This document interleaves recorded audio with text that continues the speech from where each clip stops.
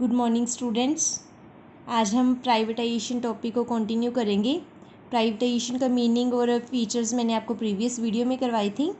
आज करेंगे प्राइवेटाइजेशन की मेरिट्स और डीमेरिट्स क्या क्या हैं। तो देखो मेरिट्स ऑफ प्राइवेटाइजेशन।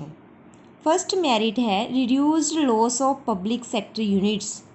तो पब्लिक सेक्टर का जो लॉस है वो कम हो गया, क्योंकि जो उसकी यूनिट्स थी, पब्लिक सेक्टर की ओनरशिप थी, उसने वो प्राइवेट सेक्टर को दे दी, तो उसका जो लॉस हो गया वो भी रिड्यूस होने लग गया। It encourage the public sector, देखो लिखे इन्होंने, it encourage the public sector to improve its efficiency because there is always to a threat of privatization to loss making public sector units। Privatisation से पहले क्या था, गवर्नमेंट को बहुत loss हो रहा था, जो मतलब वो पैसा अपना स्मॉल स्केल में इन्वेस्ट कर रही थी। बट जब प्राइवेटाइजेशन हो गया तो वो सारा लॉस किधर हो गया, पब्लिक सेक्टर का रिड्यूस होने लग गया। ये होगी मेरिट्स। सेकेंड पॉइंट देखो, सेकेंड है इंक्रीज्ड फॉरेन इन्वेस्टमेंट। ग्लोबलाइजेशन के साथ, प्राइवेटाइजेशन के साथ क्या हुआ, फॉरेन इन्वेस्टमेंट भी इंक्रीज़ होने लगी। भी जो इंडस्ट्रीज़ पहले इंडिया में मतलब अपना ट्रेड नहीं करती थी, ठीक है, तो वो क्या करने लगी, अब डोमेस्टिक इकोनॉमी में भी इन्वेस्ट अपना पैसा करने लगी। देखो foreign investors are encourage. Privatization होने से जो फॉरेन इन्वेस्टर्स थे वो अपना पैसा इंडिया में आके इन्वेस्ट करने लगे, तो इससे क्या हुआ, एफडीआई इंक्रीज़ हो गई। Third point, increase industrial growth rate. Industries की ग्रोथ रेट बढ़ गई। Industries is promoted. Private sector आने से प्राइवेट सेक्टर ने अपना पैसा लगाया और इंडस्ट्रीज़ को डिवेल्प किया। It increase employment, increase industrial production and promote export. जब प्रोडक्शन बढ़ी, इंडस्ट्रीज़ बढ़ी, प्रोडक्शन इंक्रीज़ होगी और जिससे एक्सपोर्ट भी इंक्रीज़ हो गया। Fifth point, encourage to new inventions. Private sector के आने से उसने इन्वेंशंस को इंक्रीज़ करना स्टार्ट कर दिया। The emphasis is given to the research of the private sector. Private sector ने न्यू न्यू इन्वेंशंस की, मीन्स न्यू न्यू रिसर्च करनी स्टार्ट कर दी। It encourage new inventions, research and development activities. तो इससे क्या हो गई, इंडस्ट्रीज़ की डेवलपमेंट होनी स्टार्ट हो गई। Six point, reduce political interference. पहले क्या था, गवर्नमेंट सेक्टर था, means to say public sector था, बट प्राइवेटाइजेशन के बाद प्राइवेट सेक्टर हो गया और पॉलिटिकल पार्टी की इंटरफेरेंस कम होनी शुरू हो गई। There is less political interference due to privatization. Privatization की वजह से जो गवर्नमेंट की इंटरफेरेंस थी वो रिड्यूस हो गई। Seventh, increase responsibility.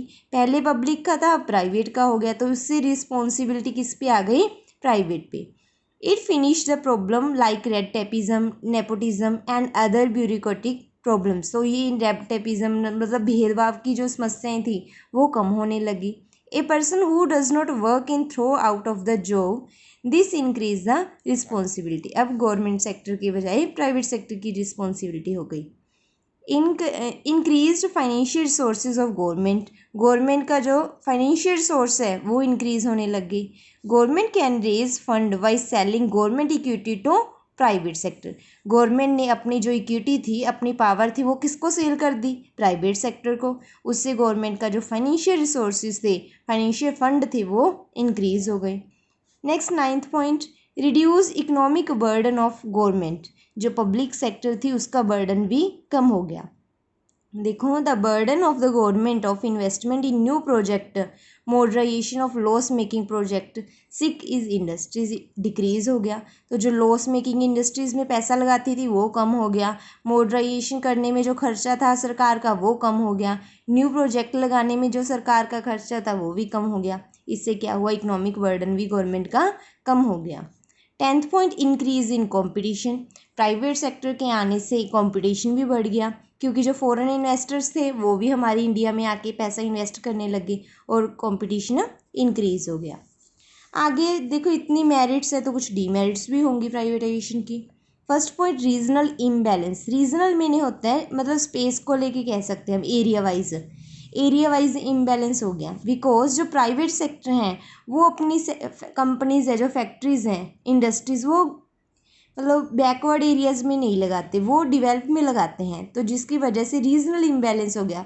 भी कोई जगह तो ऐसी है जहाँ पे एक भी इंडस्ट्रीज़ नहीं और कहीं कहीं बहुत ज़्यादा है, तो इससे रीजनल इम्बैलेंस हो गया, तो ये क्या हुई, demerit. Second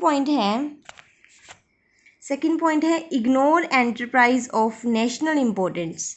ignore enterprise of national importance. देखो, जो प्राइवेट सेक्टर है उसका मेन मोटिव क्या होता है, प्रॉफिट अर्न करना। Private sector is profit oriented, it does not invest in the area in which there is low profit. देखो, private sector वाले सिर्फ उसी में अपना पैसा इन्वेस्ट करते हैं जिसमें उनको लगता है कि कल को प्रॉफिट्स होंगे, और जिनमें लगता है लो प्रॉफिट होंगे उसमें पैसे इन्वेस्ट नहीं करते, जिसकी वजह से जो नेशनल इम्पोर्टेंस है, नेशनल इनकम क्या हो गई, रिड्यूस होने लग गई। Third, ignore weaker sections. Weaker sections को भी ज़्यादा प्रेफरेंस नहीं मिलती। देखो, वीकर सेक्शंस हम किसको बोल सकते हैं, जैसे SC ST, ठीक है, ये कास्ट वाले जो बैकवर्ड कास्ट होती हैं, इनको जॉब्स की कमी आ गई, बिकॉज जो प्राइवेट सेक्टर वाले हैं वो जॉब सिर्फ अच्छी कास्ट वालों को देते हैं, बट जो गवर्नमेंट था, मतलब पब्लिक सेक्टर था, वो सबको बैलेंस लेके चलती थी, तो ये भी क्या होगी, एक इसकी डीमेरिट। फोर्थ हो गया अनएम्प्लॉयमेंट।